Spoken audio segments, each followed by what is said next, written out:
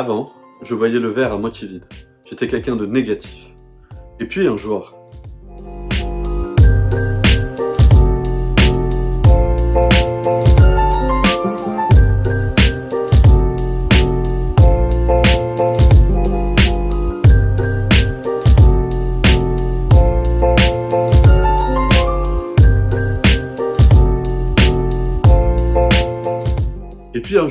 j'ai décidé de changer d'état d'esprit, de voir la vie d'une manière différente, une manière qui me correspondait.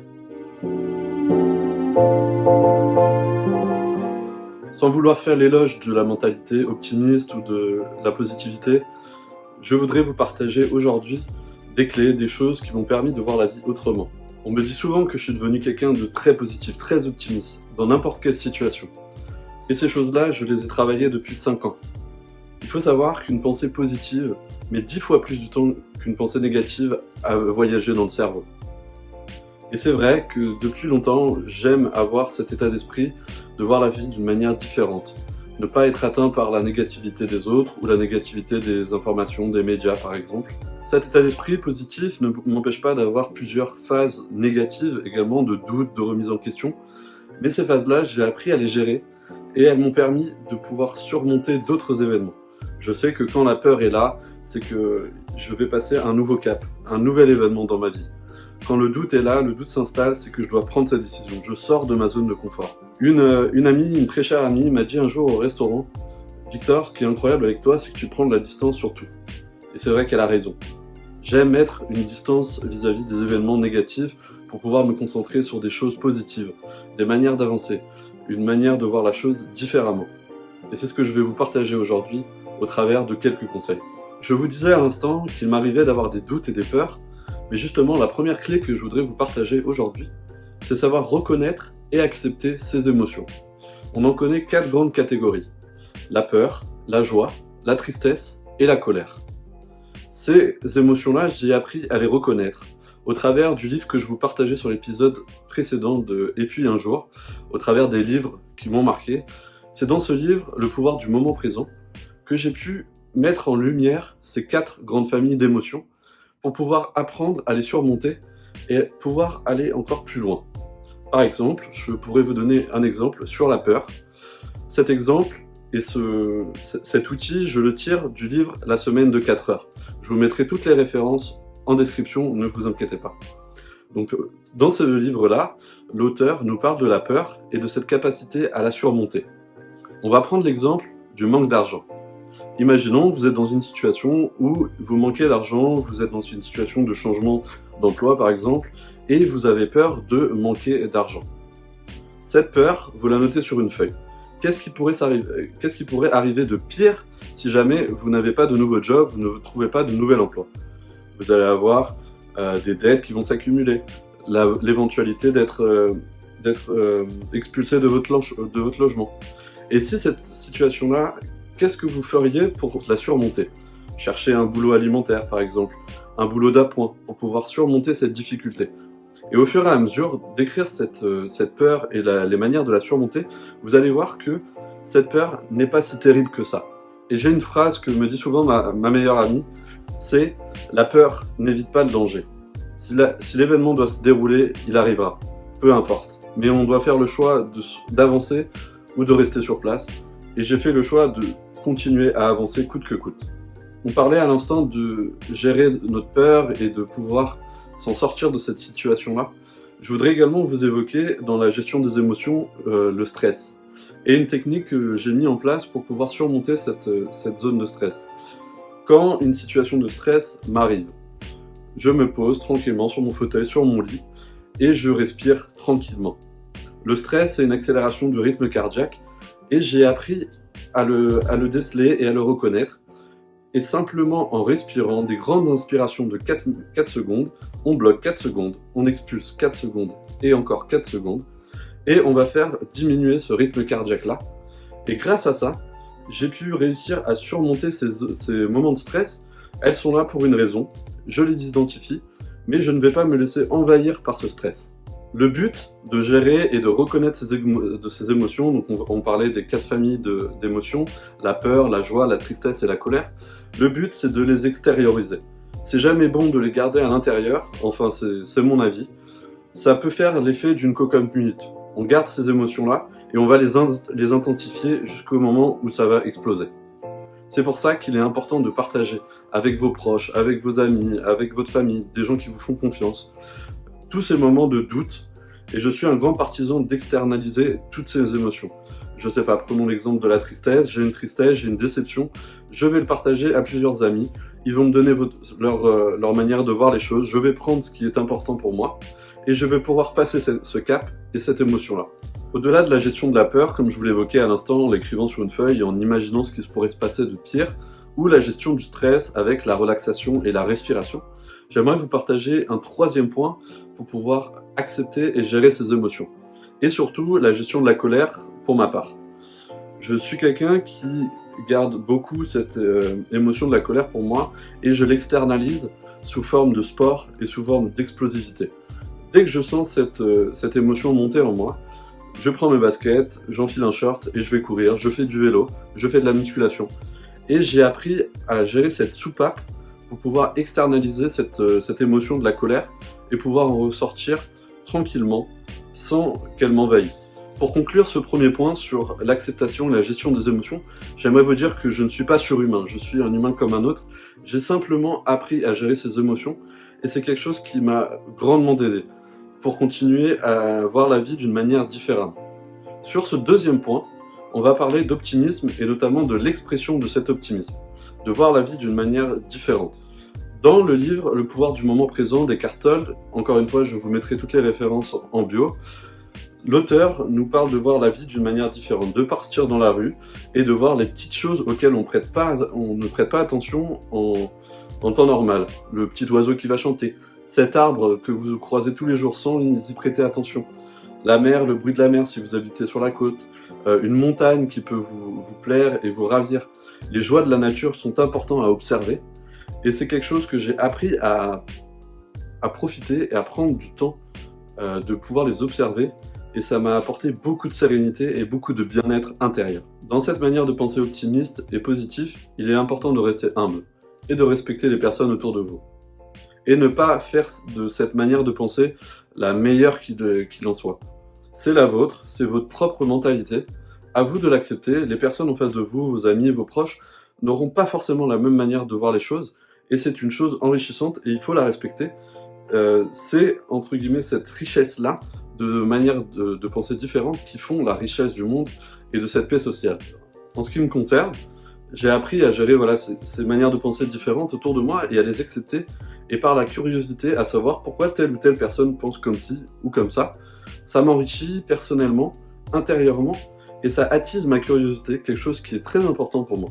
Autre chose qui est important dans cet état d'esprit optimisme et positif à travailler, c'est de voir tous les aspects positifs de notre vie que nous avons autour de nous et d'en prendre conscience. De prendre le temps de faire les choses, de prendre le temps de se brosser les dents, de prendre du plaisir sous la douche, à cuisiner, à travailler des aliments, à faire de la créativité, du dessin par exemple, à faire une séance de sport en pleine conscience. Prendre le temps de faire les choses, c'est exprimer son positivisme et son optimisme au quotidien.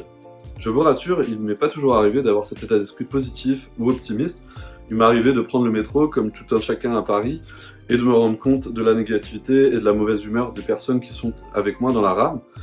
Et le livre Le pouvoir du moment présent de Eckhart Tolle, dont je vous évoquais plusieurs fois au cours de cette vidéo, m'a fait prendre conscience de, plutôt que d'être négatif et de tirer une tête négatif dans ce métro, pourquoi ne pas être la seule personne à sourire et à envoyer des ondes positives autour de moi.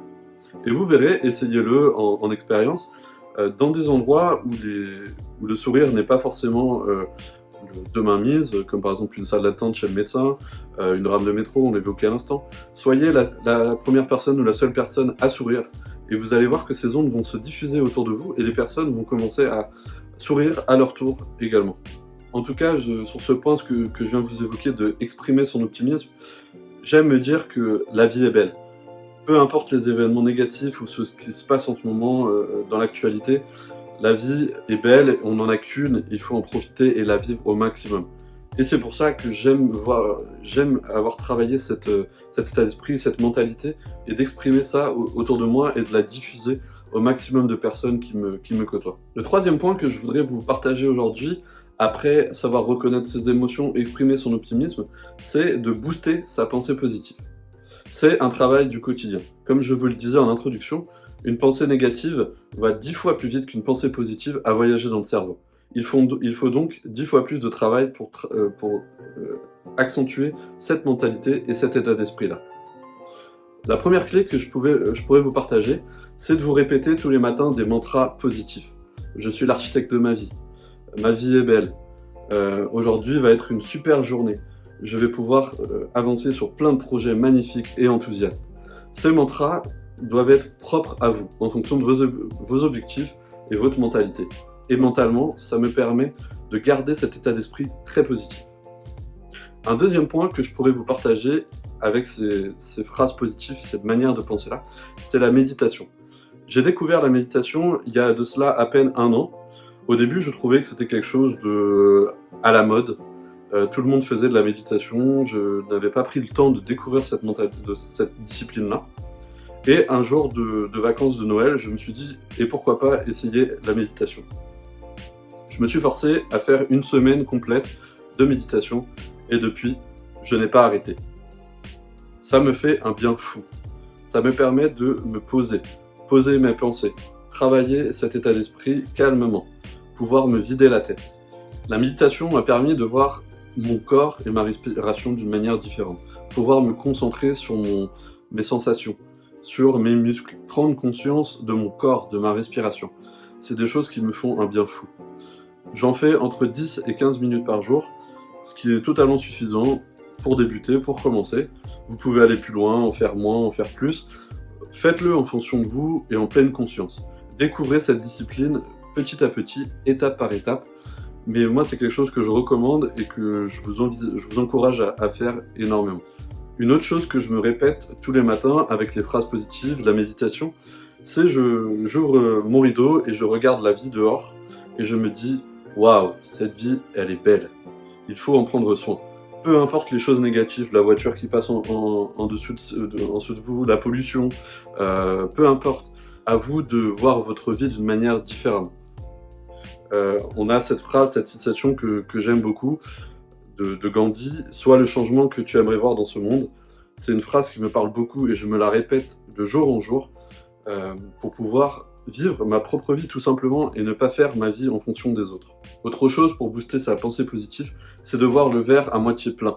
Dans n'importe quelle situation, trouver la petite chose, même si elle est infime, la petite solution à aller trouver pour pouvoir surmonter cette épreuve négative. Cette pensée positive apprend aussi aux gens à s'accepter tels qu'ils sont et à patienter. La patience, pour moi, c'est une vertu très importante et très essentielle dans ce monde où tout va vite, les choses s'accélèrent. Il est important de prendre le temps de faire les choses et d'en prendre conscience.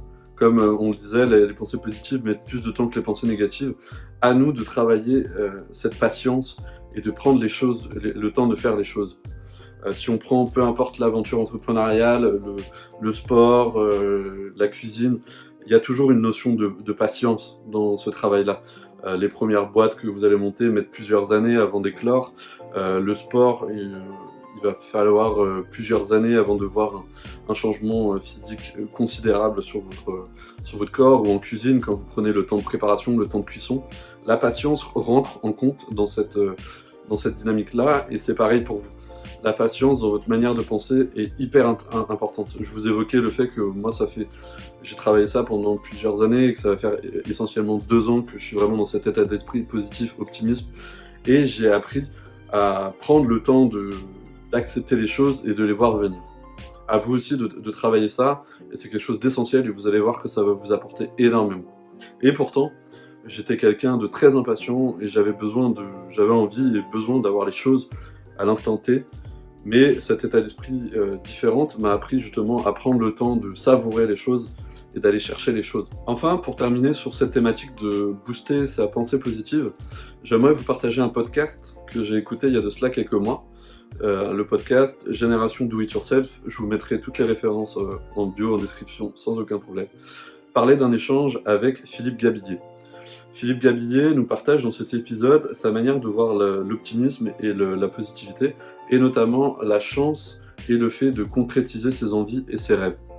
Aller au bout de ses objectifs nous permet d'être encore plus enthousiaste et encore plus optimiste dans cette manière de penser la vie et de voir les choses. On va aller chercher nos objectifs et ça va nous encourager à aller encore plus loin, à aller chercher d'autres objectifs, à aller chercher d'autres rêves. Le quatrième point qu'on va évoquer aujourd'hui, c'est de savoir s'entourer des bonnes personnes. Des personnes qui vont vous encourager, qui vont vous soulever, qui vont vous permettre d'aller encore plus loin, d'aller vivre ses rêves. Entourez-vous des personnes qui vous portent, qui vous donnent des conseils constructifs, qui vous encouragent à aller au bout de vos objectifs, au bout de vos rêves, peu importe les rêves qui soient, que vous souhaitiez courir un marathon, que vous souhaitiez créer une entreprise, que vous souhaitiez devenir cuisinier, astronaute, architecte, peu importe, qui vous pousse à aller encore plus loin. C'est hyper important. Je m'en rends compte à quel point c'est important de s'entourer des personnes qui sont importantes pour vous, de la famille, des amis, des entrepreneurs, des mentors, des personnes qui vous inspirent. Entourez-vous des personnes qui sont essentielles à vos yeux. J'ai appris au fur et à mesure du temps à m'éloigner de ces personnes négatives, ces personnes qui vont vous tirer vers le bas, ces personnes qui vont vous dire « tu n'y arriveras pas, tu ne tiendras pas 2 semaines ». À l'époque, quand j'ai commencé le sport, on m'avait dit « Victor, tu fais 95 kilos, tu ne tiendras pas 2 semaines ». 5 ans plus tard, j'en suis où j'en suis, et ces personnes-là reviennent vers moi et aujourd'hui me félicitent. Bref, tout ça pour dire que entourez-vous des personnes qui vous inspirent et qui vous poussent à aller plus loin. Il est vrai que moi, comme vous, plus jeune, j'avais besoin et envie d'avoir cette plus grande bande d'amis, et au fur et à mesure des années, je me suis rendu compte que le plus important, c'est pas le nombre, c'est la qualité de ces personnes qui nous côtoient et qui nous entourent. Je pourrais vous citer de la famille très proche, des amis qui sont essentiels à mes yeux, des inspirations, des mentors, des entrepreneurs qui me soutiennent au quotidien. Et au travers des années, je me suis rendu compte que je n'avais pas besoin de 30 ou 40 amis, j'avais simplement besoin des personnes autour de moi qui sont clés et qui me permettent d'avancer. Je pourrais vous citer et prendre l'exemple de mon dernier anniversaire, de mes 25 ans, où j'étais entouré d'une quinzaine de personnes, mes 15 meilleurs amis. Et sans eux, je pense que je ne serais pas là aujourd'hui. C'est pour ça que je répète au quotidien, certes, je suis la personne que je suis aujourd'hui, mais sans eux, je ne serais pas allé aussi vite, je ne serais pas allé aussi loin. Et au travers de cette vidéo, je voudrais les remercier et leur passer leur dire un énorme merci. Pour terminer cette vidéo et évoquer ce 5e point, j'aimerais vous parler d'une phrase qui peut paraître narcissique, mais qui est clé et essentielle à mes yeux. Avant de pouvoir accueillir et d'avoir de la chance, devenez cette chance pour les autres. Soyez la chance autour de vous. Diffusez cette chance autour de vous. Dans l'épisode du podcast que je vous ai évoqué tout à l'heure, de Philippe Gabillier, dans Génération Do It Yourself, l'auteur nous évoque cette phrase-là et cette capacité à être une chance pour les autres. Soyez la personne qui va mettre en lien 2 amis pour pouvoir leur permettre d'avoir une opportunité. Soyez l'ami ou la personne qui va mettre en relation telle ou telle personne pour une recherche de stage, par exemple, d'alternance. Et au travers de ça, voilà, diffusez cet optimisme et ce positivisme autour de vous. Soyez la chance qui va permettre à d'autres personnes de pouvoir avancer. Soyez la chance pour pouvoir aider d'autres personnes, des personnes âgées, des personnes en difficulté. Soyez la chance pour pouvoir apporter des nouvelles choses à votre société, à votre famille, à votre quotidien. Soyez cette chance autour de vous. On pourrait parler de karma ou de loi d'attractivité ici, évoquer cette chance pour les autres. Cette chance, elle doit être naturelle. Ne vous forcez pas à la faire et à la diffuser si vous ne le sentez pas. Vous devez être dans l'écoute de vos besoins et de vos valeurs. Moi, c'est quelque chose d'essentiel, le partage autour de moi, ce que je fais au travers de cette entreprise du cœur à l'assiette, de ce compte Instagram, c'est de partager, de diffuser cette bienveillance et ce bien-être au travers du sport, de la création, de la nutrition et de la manière de penser positive. C'est quelque chose que j'ai travaillé et que je fais naturellement. Je ne me force pas en voulant quelque chose en retour. Je le fais simplement parce que c'est naturel chez moi et je prends plaisir à faire ce partage-là. Enfin, rappelez-vous que l'optimisme naît de l'optimisme. Chaque chose en son temps, plus vous allez diffuser d'ondes positives autour de vous, plus vous allez être cette chance pour les autres, plus vous allez en recevoir et plus ça va s'encourager et vous allez voir que cette manière de voir la vie est extraordinaire. Je suis passionné par cet état d'esprit-là et cette manière de voir les choses. Encore une fois, je ne ferme pas les yeux sur les événements négatifs. Je sélectionne ce qui rentre dans ma pensée et qui vont me permettre de pouvoir avancer. Merci d'avoir suivi cette vidéo sur cette manière de voir la vie, cette manière de penser différente d'autres personnes. Encore une fois, je ne force personne à être positif ou optimiste au quotidien. C'est un partage et un retour d'expérience que je vous fais sur ma personne personnelle, chose que j'ai mis en place depuis 2-3 ans et qui m'apporte énormément au quotidien.